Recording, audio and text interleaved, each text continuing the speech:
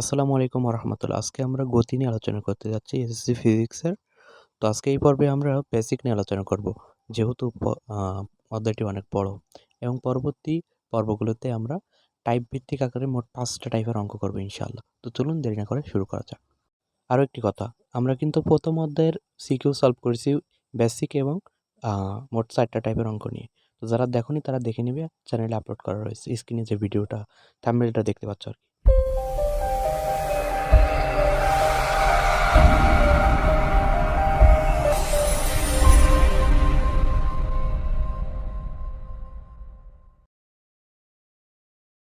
তো প্রথমত আমরা জানব স্থিতি এবং গতি কি। স্থিতি এবং গতি কি? স্থিতিটা হচ্ছে সময়ের সাপেক্ষে কোনো বস্তু যদি স্থির থাকে বা অবস্থানের পরিবর্তন না হয় তখন তাকে আমরা বলতেছি স্থিতি। আর গতি কখন বলতেছি? গতিটা হচ্ছে সময়ের সাপেক্ষে কোনো বস্তু যদি গতিশীল হয় বা অবস্থানের পরিবর্তন হয়। ঠিক আছে, এটা হচ্ছে পার্থক্য। স্থিতির ক্ষেত্রে সময়ের সাপেক্ষে কোনো একটা বস্তু স্থির থাকবে বা অবস্থানের কোনো পরিবর্তন হবে না। আর গতি হচ্ছে সময়ের সাপেক্ষে কোনো বস্তু গতিশীল হবে এবং অবস্থানের পরিবর্তন হবে। এটা হচ্ছে সংজ্ঞা। তাহলে স্থিতি এবং গতি হচ্ছে, স্থিতি হচ্ছে সময়ের সাপেক্ষে কোনো বস্তু যদি স্থির থাকে বা অবস্থানের পরিবর্তন না হয় তখন তাকে বলবো স্থিতি। আর গতি হচ্ছে সময়ের সাপেক্ষে কোনো বস্তু যদি গতিশীল হয় বা তার অবস্থানের পরিবর্তন হয় তখন তাকে আমরা বলবো গতি। এটা আসলে খুবই সহজ বিষয়। কোনো একটা বস্তু যদি সময়ের সাপেক্ষে বাহ্যিক বলের কারণে যদি সেটা গতিশীল হয় তাহলে সেই বস্তুটা গতি এবং যদি সময়ের সাপেক্ষে যদি বাহ্যিক বল প্রয়োগ না করে সেই বস্তুটা যদি স্থিরই থাকে, জায়গায় থেকে যায়, তাহলে তখন আমরা তাকে বলি স্থিতি। ওকে, আচ্ছা। তো এখন আমরা বিভিন্ন প্রকার গতি সম্পর্কে একটুখানি ধারণা রাখবো। প্রথমত রৈখিক বা সরল রৈখিক গতি। এই গতিটা কি? যে কোনো বস্তু যদি একটি সরল রেখা বরাবর চলে, এটা সরল রেখা বরাবর যদি চলে, একদমই যদি স্ট্রেইট বা একটা সরল রেখা বরাবর যদি চলে, তাহলে এ ভি, এই সরল রেখা বরাবর যদি চলে সেটাকে আমরা বলতেছি রৈখিক গতি। যেমন বা আমরা এভাবেও বলতে পারি যে আমরা যে রাস্তায় যে গাড়ি চলে এটাও একটা রৈখিক গতি বা সরল রৈখিক গতি। বা সোজা সড়কে সরল রেখা বরাবর সোজা সড়কে যে গাড়ির গতি এটাকে আমরা বলি রৈখিক গতি বা সরল রৈখিক গতি। ওকে, আমরা সেটাকে বলি রৈখিক গতি বা সরল রৈখিক গতি। এরপরে ঘূর্ণন গতি। ঘূর্ণন গতি হচ্ছে যখন কোনো বস্তু একটা নির্দিষ্ট বিন্দু বা রেখা থেকে কণাগুলোর দূরত্ব অপরিবর্তিত রেখে ওই বিন্দু বা রেখাকে কেন্দ্র করে ঘোরে তখন সেই বস্তুর গতিকে বলি ঘূর্ণন গতি বা বৃত্তাকার গতি। যেমন আমরা যদি ধরি এই এখানে কেন্দ্র এবং এখান থেকে একটা রশি দেওয়া আছে, এই রশির মাথায় একটা পাথর বাঁধা আছে, এটা একটা পাথর। এটাকে যদি আমরা একটা পাথর আকারে ধরি, এটাকে যদি পাথর ধরি, ওহ মিলে যাচ্ছে, আমি একটুখানি বোঝার সুবিধার্থে করতেছি।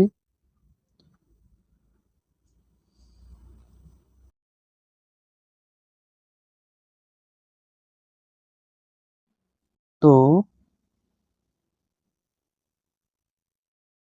রশিটার মাথায় যদি একটা পাথর থাকে, ধরলাম এখানে পাথরে, এটা একটা পাথর এখানে রয়েছে আর এখানে হচ্ছে কেন্দ্র। তো এই পাথরটাকে যদি আমরা এই অবস্থানে আসে, পাথরটা ঘোরায়, ঘুরতে থাকে,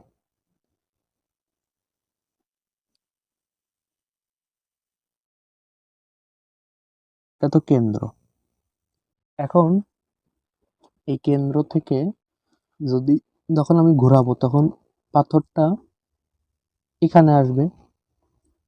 আবার যদি পাথরটা এখানে যখন ঘোরাতে থাকবে আর কি, ঘুরতে থাকবে চারিদিকে, তখন এখানে থাকবে, ঘুরতে থাকবে, একই দূরত্ব তো সমান সব জায়গায় বজায় রাখবে। ঠিক আছে, কথা হচ্ছে যে যখন কোনো বস্তু যদি নির্দিষ্ট বিন্দু বা রেখা, নির্দিষ্ট বিন্দুটা কোথায়? এখানে না, এখানে তো নির্দিষ্ট বিন্দু। তো এই নির্দিষ্ট বিন্দু থেকে এই যে একটা দূরত্ব, একই দূরত্ব রেখে যখন চারিদিকে শুধুমাত্র ঘুরতে থাকবে তখন এই যে বৃত্তাকার গতি বা এই গতিটাকে আমরা কি বলতেছি তখন ঘূর্ণন গতি।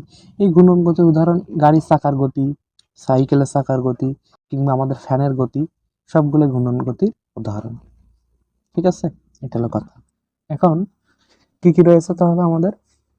বৈদ্যুতিক পাখার গতি, ঘড়ির কাঁটার গতি, এইসব এগুলো হচ্ছে কি ঘূর্ণন গতির উদাহরণ। কিংবা গাড়ির চাকার গতি, একই কথা, সবই ঘূর্ণন গতির উদাহরণ। আচ্ছা, এখন হচ্ছে চলন গতি। চলন গতিটা কেমন? যে কোনো বস্তু যদি এমন ভাবে চলতে থাকে যে এমন ভাবে চলতে থাকে এমন ভাবে চলতে থাকে এমন ভাবে চলতে থাকে যে সেই বস্তুর সকল কণা একই সময়ে একই দিকে অতিক্রম করতে থাকে। কোনো বস্তু যদি এমনভাবে চলতে থাকে যে তাতে বস্তুর সকল কণা একই দিকে একই সময়ে একই দিকে সমান দূরত্ব অতিক্রম করে, তাহলে ওই গতিকে আমরা বলি চলন গতি।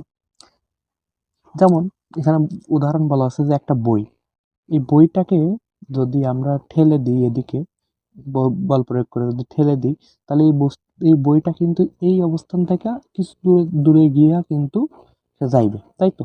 যখন বল প্রয়োগ করা হবে, বাহ্যিক বল প্রয়োগ যখন করব আমি এখান থেকে, তখন এই বস্তুটা এই অবস্থান থেকে এই অবস্থানে চলে যাবে। ধরলাম এটা এ, এটা বি, তো এই অবস্থান থেকে বি অবস্থানে চলে যাবে। তো এই যে চলতেছে, তখন কিন্তু সকল ওই বস্তুর ওই যে আমাদের যে বইটা, সকল কণাই কিন্তু একই দিকে, মানে কি সমান সময় মানে একই সময়ে সমানভাবে পথ কিন্তু অতিক্রম করতেছে, তাই তো?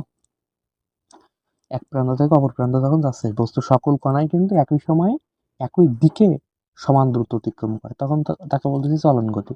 আরেকটা উদাহরণ দিই, যেমন একটা যদি ধরি একটা গাড়ি, ঠিক আছে, একটা কার। তো এই যখন গাড়িটা চলবে, তো এই গাড়িটা যখন চলবে তখন এই বস্তুটার এই যে এই গাড়িটার সকল কণাই কিন্তু নিয়েই চলতেছে, মানে সকল যন্ত্রাংশ সবকিছু নিয়েই কিন্তু এই গাড়িটা তখন চলবে। এখন গাড়িটা যদি ধরি যে গাড়িটা এই অবস্থানে চলে আইছে, গাড়িটা ধরি যে গাড়িটা তো গাড়িটা আমরা যদি ধরি যে এই যে গাড়িটা এটা এই অবস্থান থেকে এই অবস্থানে চলে আইছে, এই অবস্থানে চলে আইছে। তো এখানে এসে এই গাড়িটা যখন এখানে আইছে, তখন এই গাড়িটার একটা চাকা নাই, চাকা খুলে গেছে, গিয়া কিন্তু এই গাড়িটা কিছু দূর গেছে, 3 চাকায় কিছু দূর গেছে, গেলে কিন্তু তার কিন্তু সকল কণা কিন্তু নাই, তখন তখন তার সকল যে বস্তু, মানে তার যন্ত্রাংশ সকল কিছু থাকা লাগবে, তখন যে গতিটা হবে তখন আমরা কিন্তু তাকে আর চলন গতি বলতে পারবো না। এমনি সাধারণ গাড়ির ক্ষেত্রে কিন্তু আমরা চলন গতি বলতে পারবো, কারণ তার সকল কণাই কিন্তু তার সাথে রয়েছে। কিন্তু যখন একটা কোনো যন্ত্রাংশ খুলে পড়ে যাবে বা তার কোনো কণায় মানে শুরুতে ছিল কিন্তু পরে মাঝে নাই, তখন তাকে আমরা কিন্তু চলন গতি বলতে পারবো না। কথা হলো যে বস্তুর সকল কণা এখানে মানে ইয়েতে হবে যে এখানে সত্য হচ্ছে বস্তুর সকল কণাই কিন্তু একই সময় একই সমান দিকে অতিক্রম করা লাগবে। বুঝা গেছে? আচ্ছা, এটা হচ্ছে চলন গতি। তো এটা বইয়ের গতি। এরপরে আমরা পর্যায়বৃত্ত গতি সম্পর্কে একটুখানি জানি। পর্যায়বৃত্ত গতিটা হচ্ছে কোনো গতিশীল বস্তু কণার গতি যদি এমন হয় যে তার গতিপথের একটা নির্দিষ্ট বিন্দুকে নির্দিষ্ট সময় পর পর একই দিক থেকে অতিক্রম করে, তখন তার গতিকে পর্যায়বৃত্ত গতি বলা হয়। কেমন? যেমন ফ্যানের গতিটা কি করে, যে নির্দিষ্ট সময় পর পর, যে ফ্যানের যে গতিটা আমরা বলতেছি যে ফ্যানের গতিটা পাকা তো এরকম, তো এটা তো ঘোরে, তো একটা নির্দিষ্ট সময় পর পর কি একই জায়গা দিয়ে সমান অতিক্রম করে, বারবারই কিন্তু অতিক্রম করে, তাই আমরা সেটাকে বলতে পারি সেটা পর্যায়বৃত্ত গতি। ঠিক আছে? আবার আমাদের যে ঘড়ির কাঁটার গতি, এটাও কিন্তু পর্যায়বৃত্ত গতির উদাহরণ। ঠিক আছে, এখানে আরো কয়েকটা উদাহরণ দেওয়া রয়েছে, বইয়ে দেওয়া রয়েছে, এগুলো পড়ে নিতে হবে। এখন পর্যায়কাল কাকে বলে একটুখানি, যে পর্যায়বৃত্ত গতি সম্পন্ন কোনো কণা যদি নির্দিষ্ট সময় পর পর নির্দিষ্ট বিন্দুকে নির্দিষ্ট দিক দিয়ে অতিক্রম করে তখন আমরা বলতেছি পর্যায়কাল। এটা পড়ে নিতে হবে, সংজ্ঞা কাজে লাগবে। এখন আসি স্পন্দন গতি। ঠিক আছে, স্পন্দন গতি। স্পন্দন গতিটা কেমন, যে পর্যায়বৃত্ত গতি সম্পন্ন কোনো বস্তু পর্যায়বৃত্ত গতি সম্পন্ন কোনো বস্তু যদি নির্দিষ্ট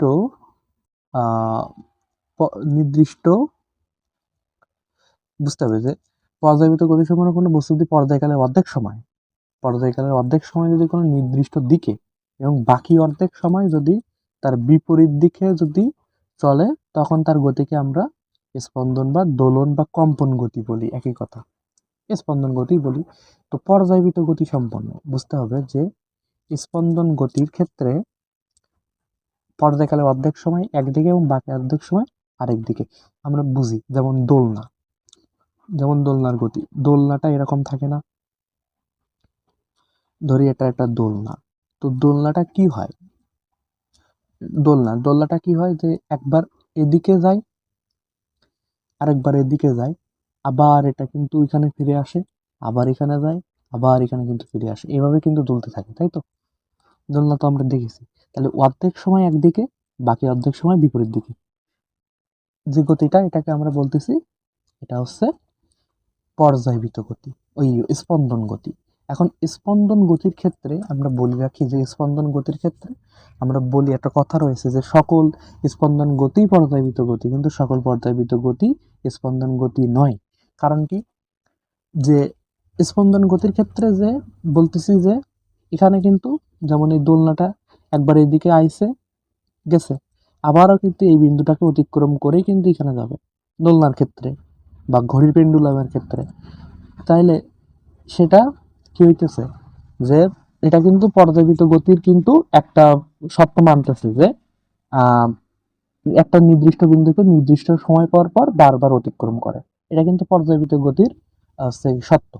আচ্ছা ঠিক আছে, কিন্তু তাহলে আমরা বলতে পারি যে স্পন্দন গতি কি পর্যায়বৃত্ত গতি? তাই তো বলতেছি যে পর্যায়বৃত্ত গতি সম্পন্ন বলতেছি না? তাহলে স্পন্দন গতি কিন্তু স্পন্দন গতিও কিন্তু পর্যায়বৃত্ত গতি, কিন্তু পর্যায়বৃত্ত গতি কিন্তু স্পন্দন গতি নয়। কারণ কি, কারণ হচ্ছে স্পন্দন গতি হতে গেলে আমাদের যেটা করতে হবে যে নির্দিষ্ট সময় পর পর কি করতে হবে, নির্দিষ্ট দিকে, মানে পর্যায়কালের অর্ধেক সময় একদিকে আর আর আর অর্ধেক সময় বিপরীত দিকে যেতে হবে। এটা কিন্তু পর্যায়বৃত্ত গতির ক্ষেত্রে এটা হয় না, কারণ পর্যায়বৃত্ত গতির ক্ষেত্রে একটা নির্দিষ্ট সময় পর পর কিন্তু সেটা অতিক্রম করে এটা বিন্দুকে, কিন্তু পর্যায়কালের অর্ধেক সময় একদিকে বাকি অর্ধেক সময় বিপরীত দিকে, এইভাবে কিন্তু পর্যায়বৃত্ত গতির ক্ষেত্রে হয় না। তাই আমরা বলি যে সকল পর্যায়বৃত্ত গতি স্পন্দন গতি, কিন্তু সকল পর্যায়বৃত্ত গতি স্পন্দন গতি, মানে সকল স্পন্দন গতি পর্যায়বৃত্ত গতি, কিন্তু সকল পর্যায়বৃত্ত গতি স্পন্দন গতি নয়। এটা বুঝতে হবে, আশা করি বোঝা গেছে। তো এখানে স্পন্দন গতির কয়েকটা উদাহরণ রয়েছে, যেমন সরল দোলকের গতি, তারপর আছে কম্পনশীল সুরশলাকার গতি কিংবা গিটারের গতি, এগুলো সবই, বা ঘড়ির যে পেন্ডুলাম, এখানে আরো একটা বলি যে ঘড়ির পেন্ডুলাম রয়েছে, আগের দেয়াল ঘড়িতে দেখা যাইতো আর কি, ঘড়ির পেন্ডুলাম, ঠিক আছে, ঘড়ির পেন্ডুলাম লয়াকার মো। তো ঘড়ির পেন্ডুলামের ক্ষেত্রে কিন্তু এই জিনিসটা দেখা যায়। ওই পেন্ডুলামটা কি করে, ঘড়ির পেন্ডুলামটা হচ্ছে এরকম দোলে না, ঘড়ির পেন্ডুলাম থাকে একবার এদিকে যায় একবার এদিকে যায়, এটা নির্দিষ্ট সময় পর পর ওই দোলনার মতোই গতি আর কি, ওটাও কিন্তু স্পন্দন গতির উদাহরণ। ঠিক আছে, আর সকল স্পন্দন গতি পর্যায়বৃত্ত গতি, কিন্তু সকল পর্যায়বৃত্ত গতি স্পন্দন গতি নয়। আশা করি বোঝা গেছে। তো এখন আমরা দুই রাশি সম্পর্কে জানবো। এটা হচ্ছে, আমাদের রাশি রয়েছে দুই ধরনের, এটা হচ্ছে এক হচ্ছে স্কেলার রাশি এবং আরেকটা হচ্ছে ভেক্টর রাশি। তো স্কেলার রাশিটা হচ্ছে যে সকল রাশি প্রকাশ করতে শুধু মান দিয়েই সম্পূর্ণরূপে প্রকাশ করতে পারি, দিকের কোনো প্রয়োজন হয় না, তাদেরকে বলি স্কেলার রাশি। যেমন আমরা যদি বলি যে একটা বইয়ের দৈর্ঘ্য হচ্ছে 10 সেন্টিমিটার, এটা শুধু মান দিয়েই প্রকাশ করতে পারি। কিন্তু আমরা তো এভাবে বলি না যে একটা বইয়ের দৈর্ঘ্য বাম দিকে 10 সেন্টিমিটার বা ডান দিকে 10 সেন্টিমিটার, এভাবে তো বলি না। মানে দিক লাগে না, যেগুলো প্রকাশ করতে দিকের কোনো প্রয়োজন হয় না সেটাকে বলা হয় স্কেলার রাশি। দ্রুতি, ভর, কাজ, শক্তি, এগুলো সবই এই যে সবই কিন্তু স্কেলার রাশির ভিতরে রয়েছে। এগুলো মুখস্থ রাখতে হবে, এমসিকিউতে কাজে লাগবে। এরপর হচ্ছে ভেক্টর রাশি।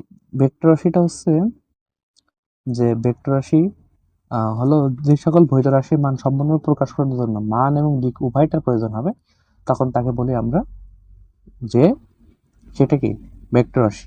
যেমন যে সরণ, সরণ, বেগ, ত্বরণ, বল, তড়িৎ প্রাবল্য, এগুলো সবই ভেক্টর রাশি। এখন বলতে পারি সরণ কিভাবে?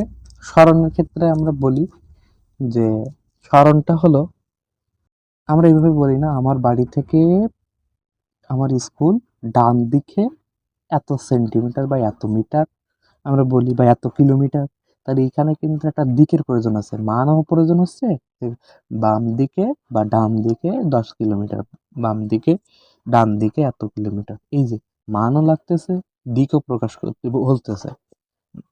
এই যে রাশিগুলা, যে রাশিগুলা প্রকাশ করতে আসলে দিক প্রয়োজন হয়। কারণ আমি যদি বলি আমার বাড়ি থেকে 1 কিলোমিটার দূরে কিন্তু স্কুল, এখন কথা হলো ডান দিকে না বাম দিকে, উত্তর দিকে না পশ্চিম দিকে, নাকি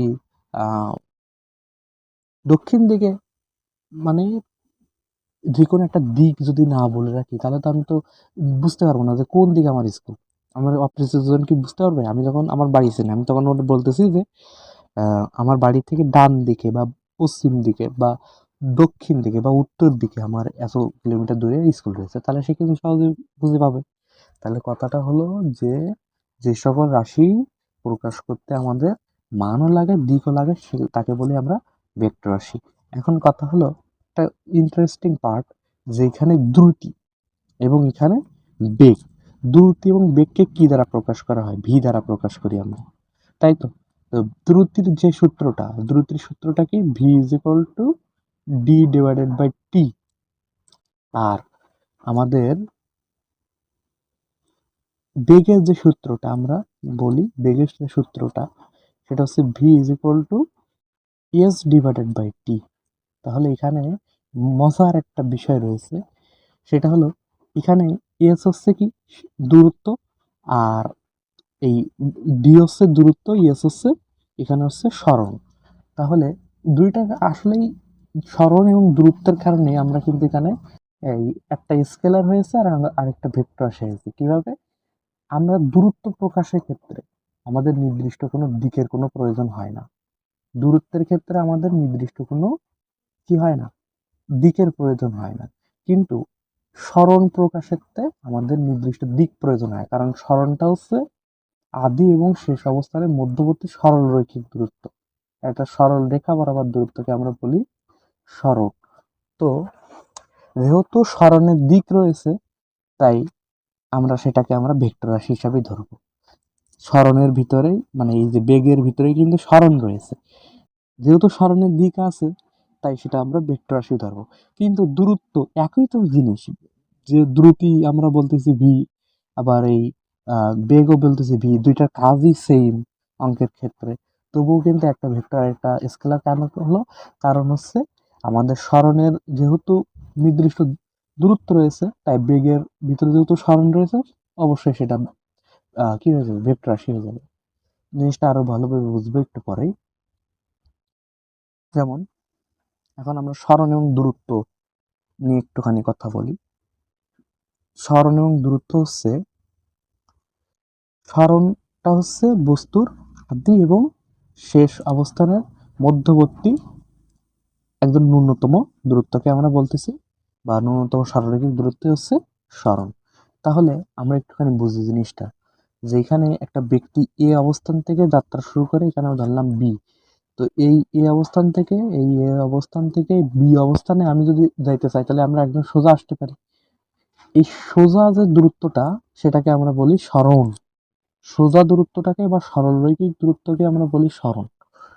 তো আবার আমরা চাইলেই কি করতে পারি? আমরা চাইলেই এই এ অবস্থান থেকে এখান থেকে ঘুরে এইখানে আসতে পারি, মানে ঘুরে ফিরে আসতে পারি।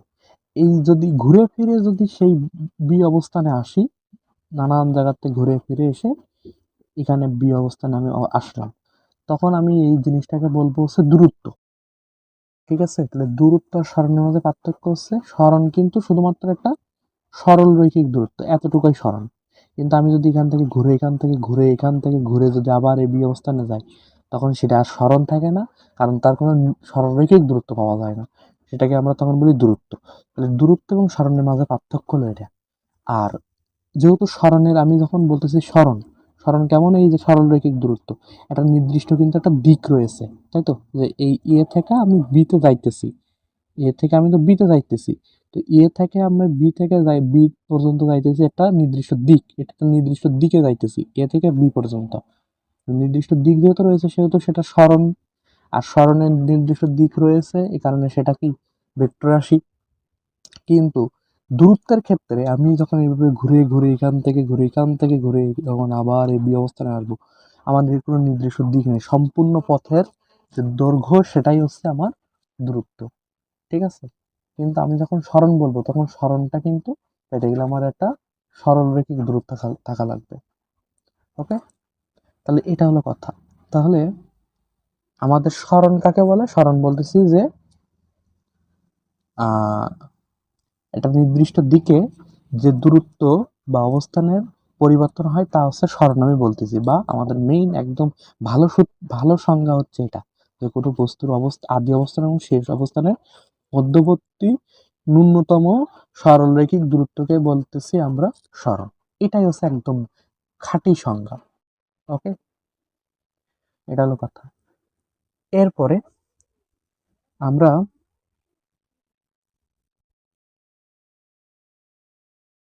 আমরা কিছু মজার জিনিস দেখি, সেটা হচ্ছে দ্রুতি এবং বেগ। দ্রুতি এবং বেগ নিয়ে একটুখানি কথা হবে, যাই ইতিমধ্যেই বলেছি। তো আমরা দ্রুতি কাকে বলতেছি? সময়ের সাথে সময়ের সাথে সময়ের সাথে কোনো বস্তুর অবস্থানের পরিবর্তনের হারকে দ্রুতি বলি। সময়ের সাথে কোনো বস্তুর অবস্থানের পরিবর্তনের হারকে বলতেছি দ্রুতি। তো দ্রুতিকে আমরা কি দ্বারা প্রকাশ করতে? ভি দ্বারা। ভি ইজ ইকুয়াল টু আমরা জানি ডি ডিভাইডেড বাই টি, এটা হচ্ছে দ্রুতি সূত্র, দূরত্ব ভাগ হচ্ছে সময়। এখন কথা হলো, এখানে কিন্তু নির্দিষ্ট কোনো দিক কিন্তু নির্দিষ্ট নয়, এই যে দিক কিন্তু নির্দিষ্ট নয়, আমি এখানে বলেই দিয়েছি দিক নির্দিষ্ট নয়। কারণ দূরত্বের ক্ষেত্রে আমাদের কোনো নির্দিষ্ট কোনো দিক নেই, যা একটু আগে আমি স্মরণ এবং দূরত্বের কনসেপ্টে কিন্তু বললাম, যে দূরত্বের ক্ষেত্রে আমাদের নির্দিষ্ট কোনো দিক নাই, এটা সম্পূর্ণ পথের দৈর্ঘ্যই হচ্ছে দূরত্ব।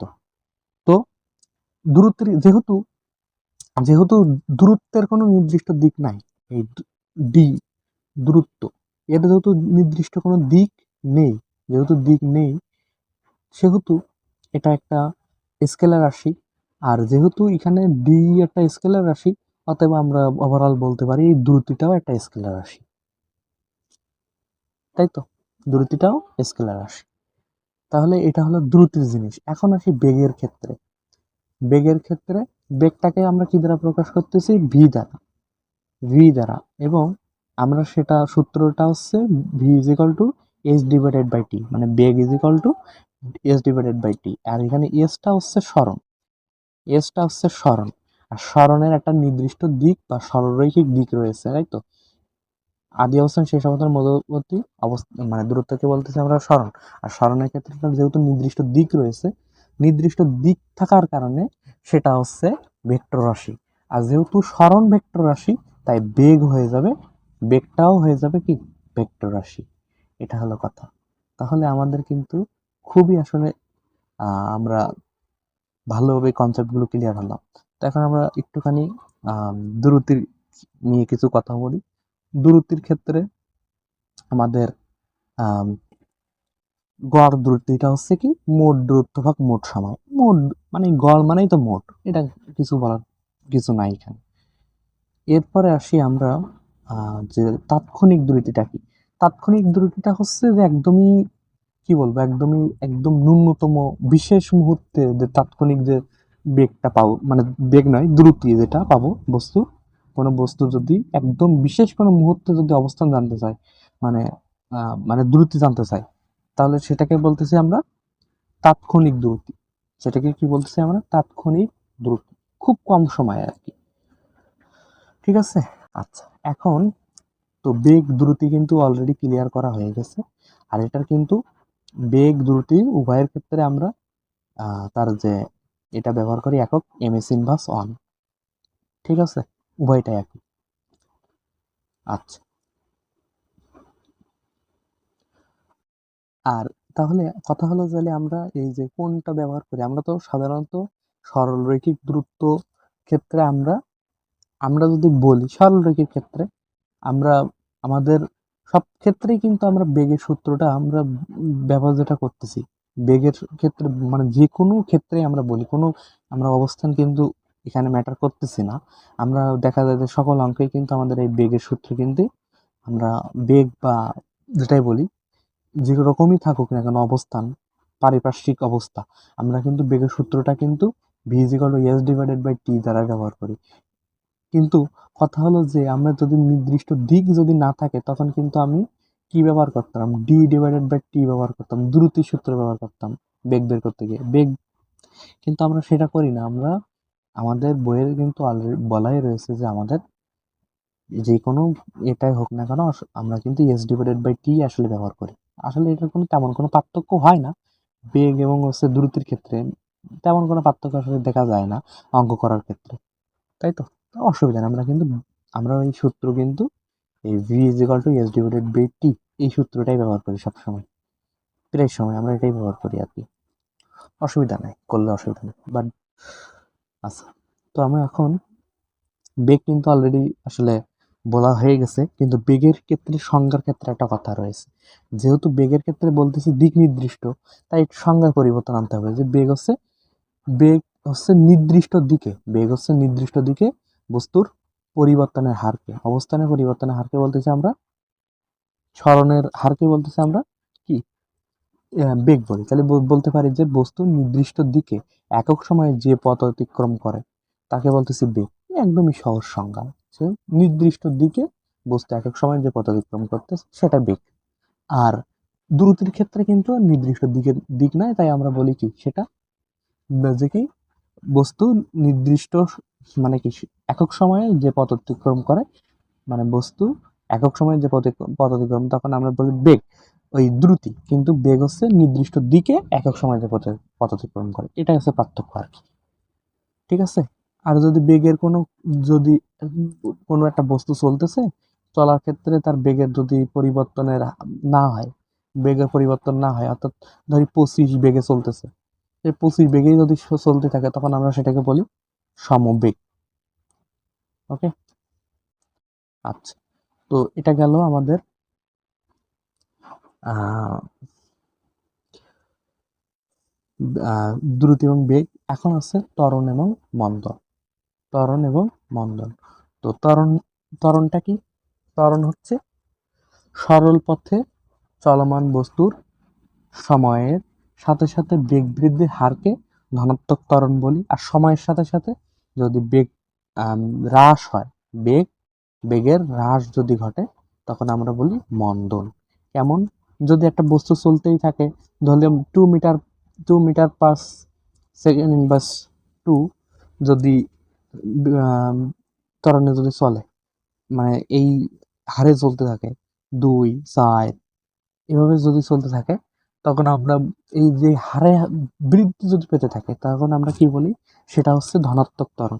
আর কিন্তু যদি 10 মিটার পার সেকেন্ড ইনভার্স 2 যদি থাকে, তাহলে যদি এখান থেকে কমে আসলো 8 ms ইনভার্স 2, এভাবে যদি কমতে থাকে তখন আমরা বলি, যদি বৃদ্ধি পেতে থাকে তখন বলি ত্বরণ, আর কমতে থাকে সেটা হচ্ছে মন্দন বা ঋণাত্মক ত্বরণ যেটা বলি আর কি, মন্দনকে।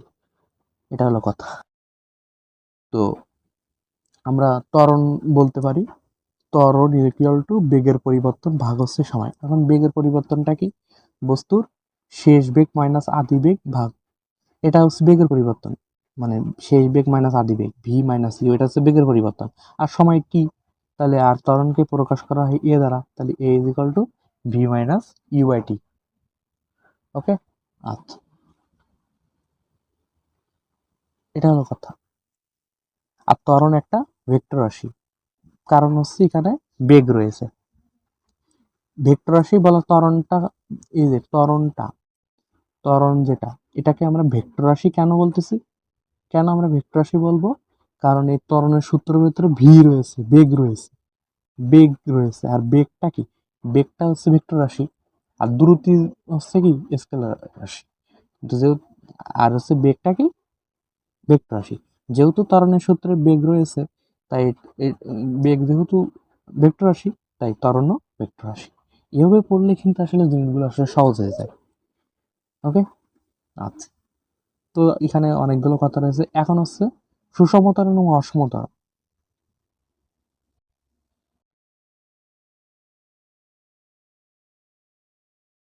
তো এখন সুষম ত্বরণ, অসম ত্বরণ। সুষম ত্বরণটা কি? সুষম ত্বরণটা হলো, আমি যদি বোঝাই, যদি ত্বরণটা যদি একই হারে শুধু বাড়তেই থাকে, ত্বরণ যদি একই হারেই যদি শুধু বাড়তেই থাকে, তখন আমরা সেটাকে বলি সুষম ত্বরণ। ত্বরণটা যদি বাড়তেই থাকে, শুধু বাড়তেই থাকে, তখন আমরা বলি সুষম ত্বরণ। কিন্তু কেমন, যদি জিনিসটাকে আমি বোঝাই, তাহলে একটুখানি মানে আমি একটুখানি একটা উদ্দীপক আমি দেখাবো, সেই উদ্দীপক থেকে আসলে বোঝা যাবে আমি যদি বোঝাই। এরপরে কিন্তু আমাদের অঙ্ক টঙ্কগুলো রয়েছে, এগুলো আমি করাবো সবগুলোই। এগুলো অবশ্য ক্যামেরায় রেকর্ড করতে হবে, কারণ এগুলো হাতে লিখতে হবে, তো যেটা স্ক্রিন এখন আমার পক্ষে সম্ভব নয়, এই কারণে আমি ক্যামেরায় করবো ওগুলা। যদি আমি বলি, এখানে একটা উদ্দীপক রয়েছে, বেগ সময়ের একটা উদ্দীপক রয়েছে। আমরা ত্বরণ আমরা কি বলি? ত্বরণের সূত্রটা কি? এ ইকুয়াল টু বেগের পরিবর্তন। ঠিক আছে, বেগের পরিবর্তন কি? ভি মাইনাস ইউ ভাগ টি, তাই তো? তো আমরা যদি এখানে যেহেতু আদিবেগ শূন্য রয়েছে, তাই এখানে কিন্তু আমরা তেমন মানে কিছুই প্রয়োজন হবে না। তো আমরা যদি এটা করি যে, এই যে 5 আর 2, তাই তো? তাহলে 5 মাইনাস শূন্য, আদিবেগটা এখানে শূন্য রয়েছে, আদিবেগ এখানে যে শূন্য রয়েছে আদিবেগ। তো 5 মাইনাস শূন্য ভাগ টাইম কত? এখানে 2।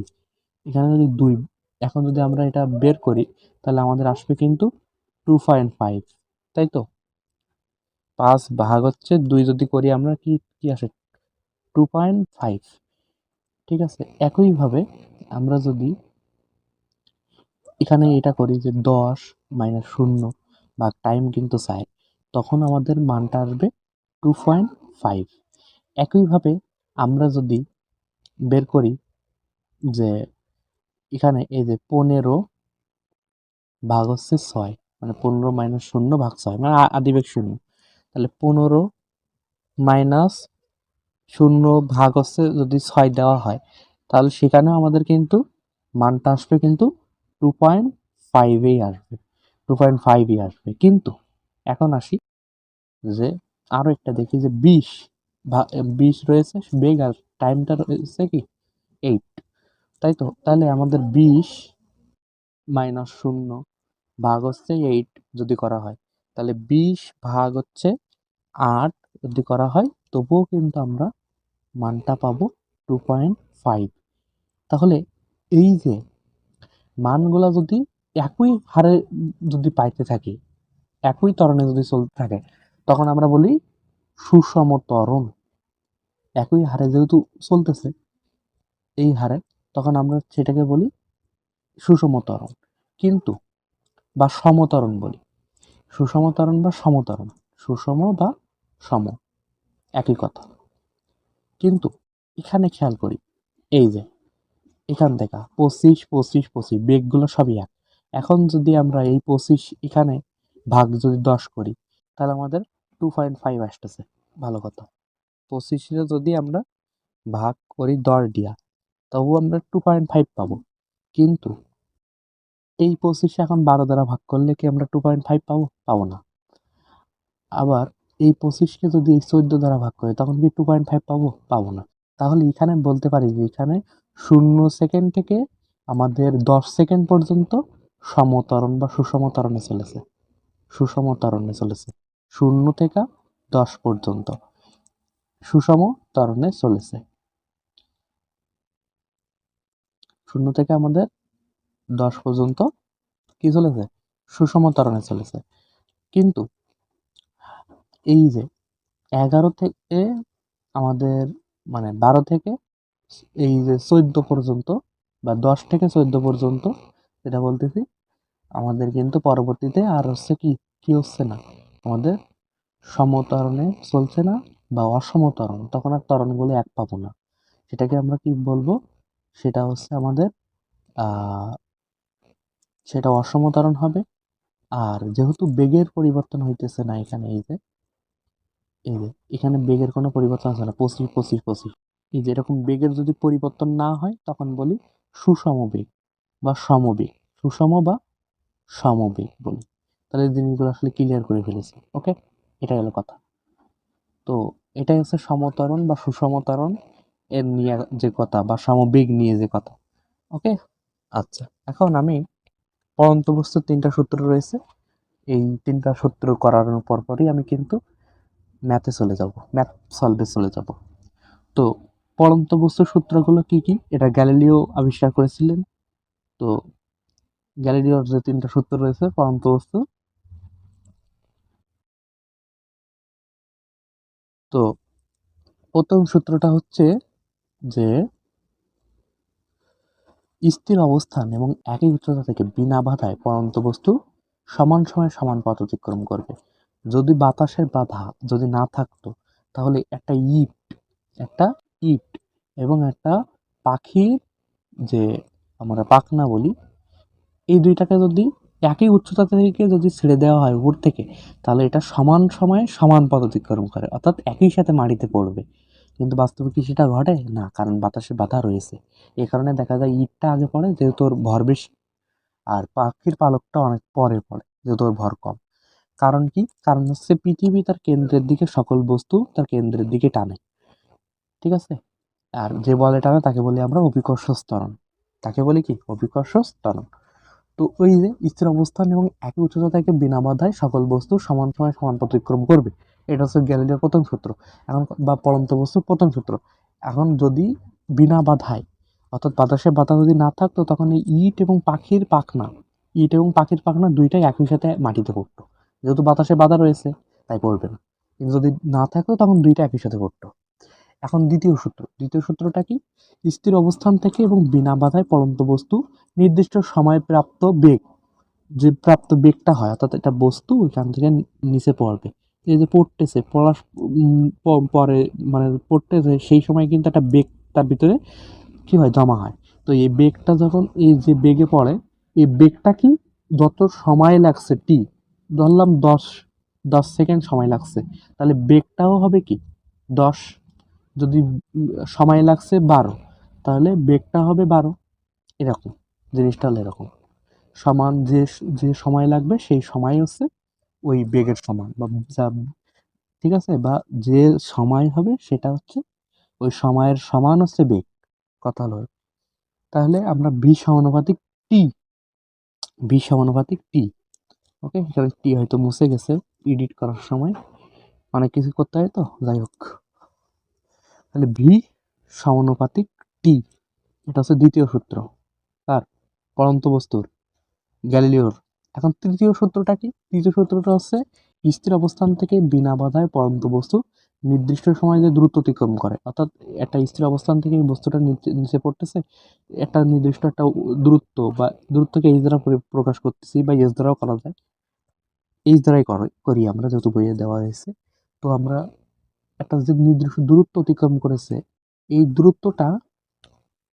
দূরত্বটা অতিক্রম করেছে, এই দূরত্বটা হচ্ছে যে সময় লেগেছে সেই সময়ের বর্গের সমানুপাতিক, টি স্কোয়ার বর্গের সমানুপাতিক। তাহলে আমরা বলতে পারি সেটা হচ্ছে এইচ সমানুপাতিক টি স্কোয়ার। এটা হলো কথা, এটা হলো এই পড়ন্ত বস্তুর তৃতীয় সূত্র বা গ্যালিলিওর তৃতীয় সূত্র। এটা হলো কথা। ওকে, তো তো এখন কিছু কথা বলতে চাই, আশা করি শুনবে। কথা হলো যে আমরা পরবর্তী পর্বগুলিতে ইনশাআল্লাহ আমরা সিকিউ টাইপ নিয়ে আলোচনা করব। এভাবে কয়েকটা পর্বই ইনশাআল্লাহ এই অধ্যায় শেষ করে দিব। তো তোমাদের উদ্দেশ্যে কথা, যেহেতু আমরা অনেক কষ্ট করে ক্লিয়ারগুলো নিচ্ছি, সেহেতু তোমাদের দায়িত্ব যে তোমরা অবশ্যই সাবস্ক্রাইব করবে এবং আমাদের সকল যে ক্লাসের যে নোটগুলো করি, যে লেকচার শিট, সবগুলোর পিডিএফ কিন্তু আমাদের টেলিগ্রাম চ্যানেলে কিন্তু আপলোড করা হয়। তো এই লিঙ্কগুলো, টেলিগ্রাম চ্যানেলের লিঙ্ক কিন্তু ভিডিওর ডেসক্রিপশন বক্সে কিংবা প্রথম পিন কমেন্টে কিন্তু রয়েছে। তো সেখানে ক্লিক করে চ্যানেলটিতে জয়েন হয়ে যাও এবং আমাদের ফেসবুক পেজ মনন মঞ্জিল একাডেমি, সেখানেও তোমরা জয়েন হতে পারো। তো সকলেই ভালো থাকবে। পরবর্তী যে পর্বগুলো আসতে চাই ইনশাল্লাহ সেগুলো আমরা টাইপ আকারে ম্যাথ করে যাব। এই অধ্যায় মোট 5টা টাইপ আছে, এই 5টা টাইপে ইনশাল্লাহ তোমাদের অধ্যায় শেষ করে দেওয়া হবে। তো সকলেই ভালো থাকবে। আসসালামু আলাইকুম ওয়া রাহমাতুল্লাহ।